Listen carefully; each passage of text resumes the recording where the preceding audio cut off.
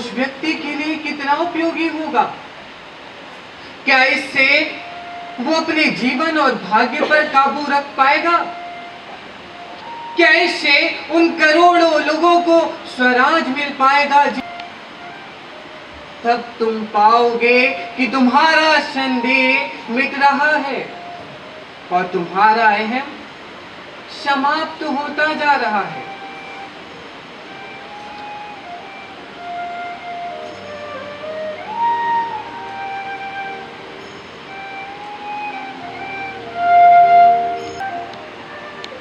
पटेल भाई का कहना है बापू कि स्थितियां अब धीरे धीरे सामान्य हो रही है। स्थिति टुकड़े कर दिए जाएं और वो फिर भी धड़कता रहे।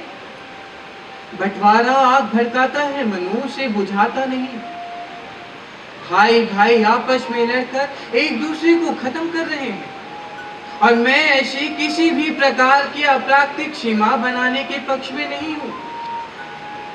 और ये केवल क्षणिक पागलपन है। भारत में सभी सभ्यताएं फल फूल सकती हैं, सभी धर्म आगे बढ़ सकते हैं। और ये बात यदि मुझे पाकिस्तान जाकर एक एक इंसान को भी समझानी पड़ी तो मैं वहां जाऊंगा और उनको ये बात अवश्य समझाऊंगा, क्योंकि यही एकमात्र विकल्प है जो विभाजन को रोक सकता है। परंतु बापू, ऐसी स्थिति में आपका पाकिस्तान जाना कैसे संभव हो सकता है? बिना वीजा और पासपोर्ट के पाकिस्तान जाना, वो भी ऐसी स्थिति में कैसे संभव है बापू? ये हिंदू मुस्लिम हिंसा ही मुझे खत्म करानी है और इसके लिए मुझे किसी पासपोर्ट या वीजा की आवश्यकता तो बिल्कुल भी नहीं है मनु। मैं पाकिस्तान अवश्य जाऊंगा। ये मेरा देश है, ये मेरी धरती है और अपने ही देश में एक जगह से दूसरी जगह जाने के लिए मुझे किसी पासपोर्ट या वीजा की आवश्यकता बिल्कुल भी नहीं है।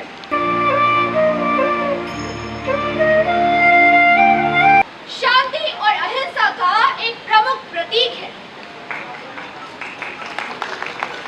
ऐसा नहीं है कि गांधी जी से पहले शांति और अहिंसा की अवधारणा गलत नहीं थी, परंतु जिस प्रकार शांति और अहिंसा के मार्ग पर चलकर ब्रिटिश सरकार को उन्होंने भारत छोड़ने पर, तो ऐसे रास्तों की जिनकी शुरुआत तो होती है दो अलग अलग बिंदुओं से, लेकिन अंत होता है एक ही शिखर पर, जिसमें एक रास्ता था राष्ट्रपिता महात्मा गांधी के विचारों का और दूसरा रास्ता था भारतीय क्रांतिकारियों के विचारों का।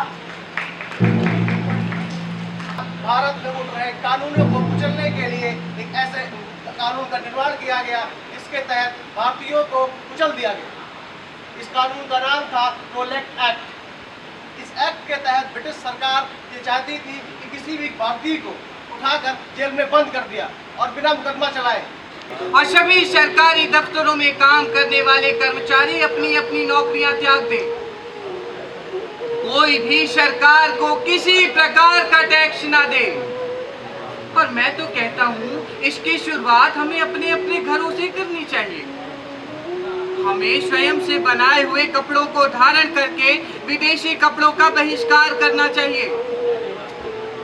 अंग्रेजी हुकूमत के खिलाफ एक ऐसा माहौल बना दिया जाए जिससे भारतीय जनता से प्राप्त होने वाले सभी प्रकार के आर्थिक विकल्प समाप्त हो जाएं। सैनिकों के साथ वहां पहुंचता है। सभी ब्रिटिश सैनिकों के हाथ में भरी हुई राइफलें थी और वो बाग को चारों ओर से घेर लेते हैं और बिना किसी चेतावनी के उन निहत्थे बेकसूर लोगों के ऊपर गोलियां बरसाना।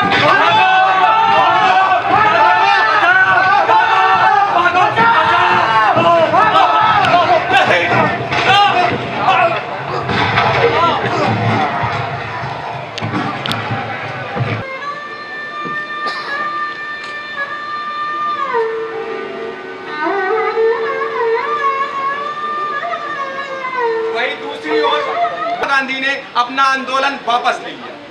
इस आंदोलन को वापस लेने के कारण सबसे बड़ा झटका युवा पीढ़ी को लगा, खासकर क्रांतिकारी वर्ग को। यहीं से शुरुआत। काकोरी की डकैती कोई आम डकैती नहीं थी, ये डकैती एक आरंभ थी।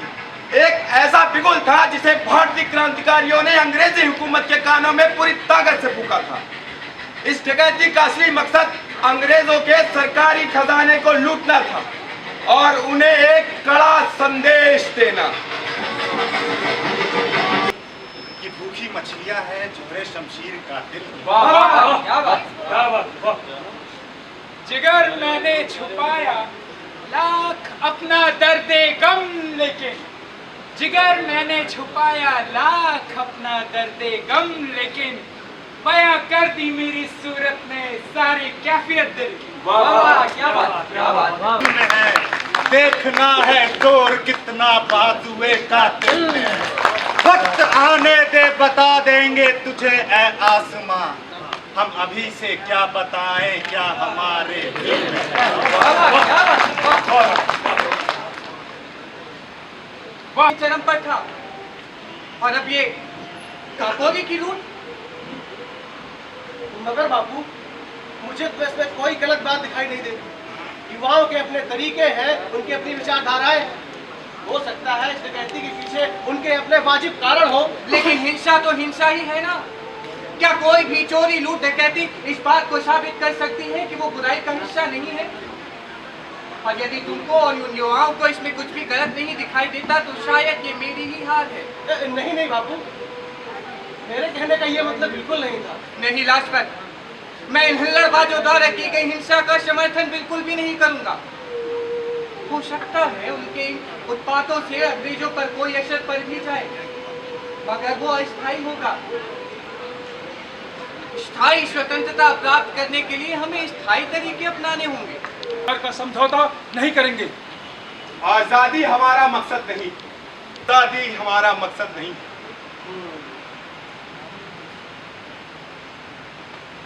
ये भगत सिंह है आजाद, किशन सिंह के बेटे और तुम्हारे बहुत बड़े मुरीद। देश की आजादी के लिए कुछ भी कर गुजरने का जोश है इनके अंदर। देश की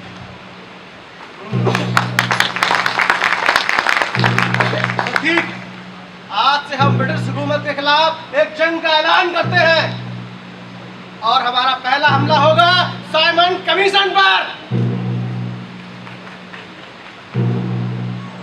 इसके अध्यक्ष सर जॉन साइमन के नाम पर रखा गया था, जिसके सभी सदस्य अंग्रेज थे, जो भारतीयों के लिए सबसे बड़ा अपमान था। असहयोग आंदोलन वापस लेने के कारण आजादी की लड़ाई में एक ठहराव आ चुका था, जो कि साइमन कमीशन के गठन की घोषणा के वक्त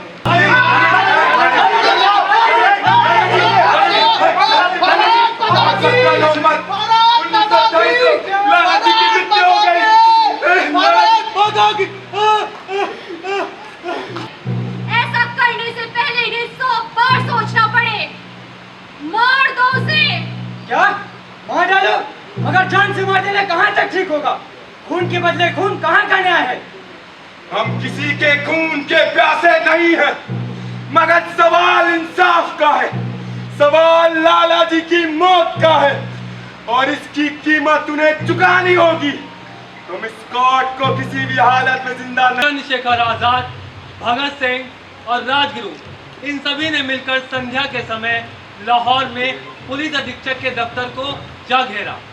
अपने साथी की गलती की वजह से स्कॉट की जगह सैंडर्स की हत्या को अंजाम दिया। दोबारा तुम्हें ऐसी कुछ हरकत करते पाया तो इसी तरह तुम्हें भी फाड़ कर फेंक दूंगा। मगर क्यों? मैंने क्या किया? वो खूबसूरत है, मैं तो सिर्फ तारीफ कर रहा था। देखो बस बहुत हो चुका, अब हम चुप बैठने वालों में से नहीं हैं। धमाके से अंग्रेजों की नींव हिला के रख देनी होगी, लेकिन वहां से बच निकलना भी नामुमकिन होगा। बचना किसे है पंडित जी? इस बार जो जाएगा वो वापस लौट कर नहीं आएगा, अपनी गिरफ्तारी देगा। अब तक हमें गैर जिम्मेदार बताया गया है। हाँ, गिरफ्तारी देकर हम ये साबित कर देंगे कि हम जो कुछ भी कर रहे हैं सोच समझ कर रहे हैं और पूरी जिम्मेदारी के साथ कर रहे हैं। मगर इससे तो मुकदमा हो जाएगा। जानता हूँ, लेकिन इसी मुकदमे के जरिए हम अपनी आवाज लोगों तक पहुँचाएंगे। इस एक्शन से हम आवाम की नजर में आ जाएंगे और लोग हमारे मकसद को भी समझने लगेंगे। कोर्ट केस के दौरान हमारी स्टेटमेंट दर्ज की जाएगी। हाँ, तब अखबारों को भी मजबूर होकर हमारे विचार छापने होंगे। हमें जिस भी प्लेटफॉर्म की जरूरत है ये सरकार हमें खुद बना कर देगी। हम उनके कड़ में खड़े रहकर अपने लोगों का विश्वास जीतेंगे। पंडित जी, मैं जाऊंगा। नहीं राजगुरु, पंडित जी, मुझे लगता है कि मुझे जाना चाहिए। दोनों का साथ नहीं देता। मेरा मानना है इन तरीकों से आजादी प्राप्त करना और भी ज्यादा मुश्किल हो जाएगा। अब ये इस देश की आवाम को तय करना होगा कि किन रास्तों पर चलकर उन्हें आजादी चाहिए।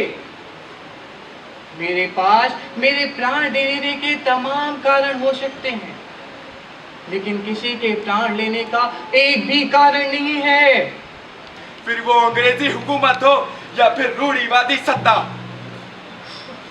आपकी बहादुरी के प्रति मेरे मन में सम्मान उभरता है, लेकिन मुझे ऐसे तरीकों की आवश्यकता है जिसमें खुद को न्यौछावर करते हुए दूसरों को नुकसान न पहुंचाया जाए।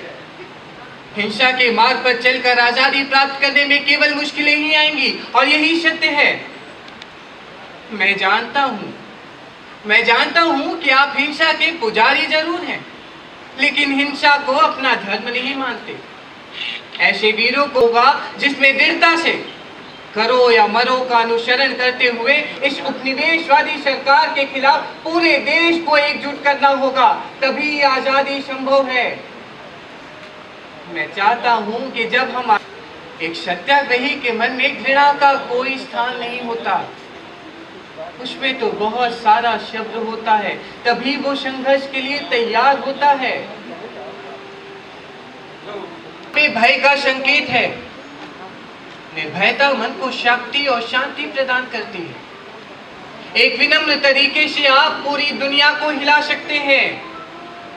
और जहां तक बात है हमें यातना देने की या हमें शोषित करने की, तो सरकार आपकी कोई कितनी भी यातना पहुंचाए, इससे उन्हें आपकी लाश तो मिल जाएगी, लेकिन हुक्म बर्दारी नहीं। इस संसार में ऐसी कोई भी शक्ति नहीं है जो आपकी इच्छा के विरुद्ध आपसे आपका कुछ भी छीन सके। मेरी इच्छा के विरुद्ध आप मुझसे मेरा आत्मसम्मान तक नहीं छीन सकते। सत्य और अहिंसा, यही दो तरीके हैं आजादी प्राप्त करने के। ना तो मुझे मौत का खौफ है और ना ही भगवान पर मेरी आस्था। लिख रहा हूं अंजाम जिसका कल आगाज आएगा। मेरे लहू का हर एक कतरा इंकलाब लाएगा। मैं रहूं या ना रहूं, पर ये वादा है तुमसे मेरा, मेरी मौत के बाद वतन पे मरने वालों का सैलाब आएगा।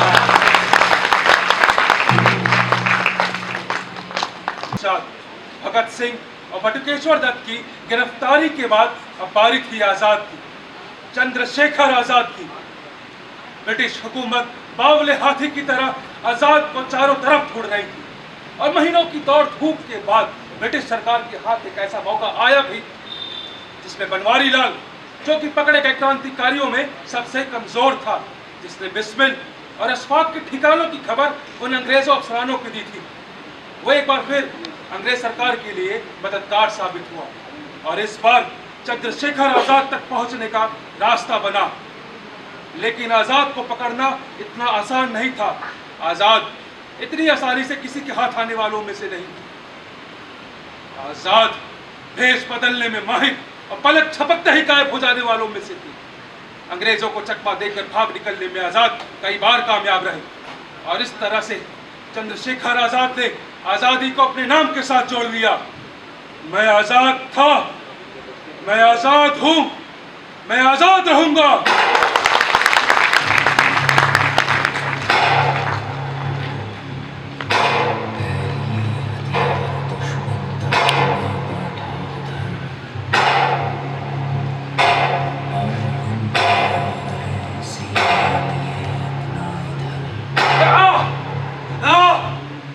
से खेलेंगे होली का वतन मुश्किल में है।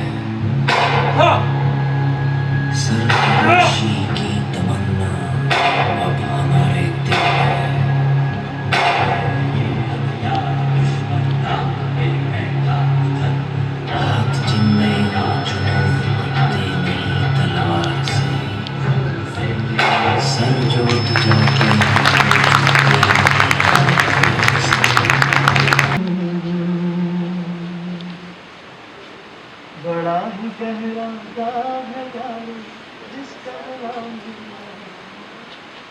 Annie, glass, wish. एक बेर हमारी हाथ खोल दो जी, अपने यारों को आखिरी बार गले लगाना चाहते हैं। बड़ा ही गहरा दाग है यारो जिसका गुलामी नाम है, बड़ा ही गहरा दाग है यारो जिसका गुलामी नाम है, उसका जीना है क्या जीना जिसका देश गुलाम है। इंकलाब जिंदाबाद, इंकलाब जिंदाबाद, इंकलाब जिंदाबाद, इंकलाब जिंदाबाद, इंकलाब जिंदाबाद, इंकलाब जिंदाबाद, इंकलाब जिंदाबाद, इंकलाब जिंदाबाद, इंकलाब जिंदाबाद, इंकलाब जिंदाबाद, इंकलाब जिंदाबाद, इंकलाब जिंदाबाद, इंकलाब जिंदाबाद, इंकलाब जिंदाबाद, इंकलाब जिंदाबाद, इंकलाब जिंदाबाद, इंकलाब जिंदाबाद, इंकलाब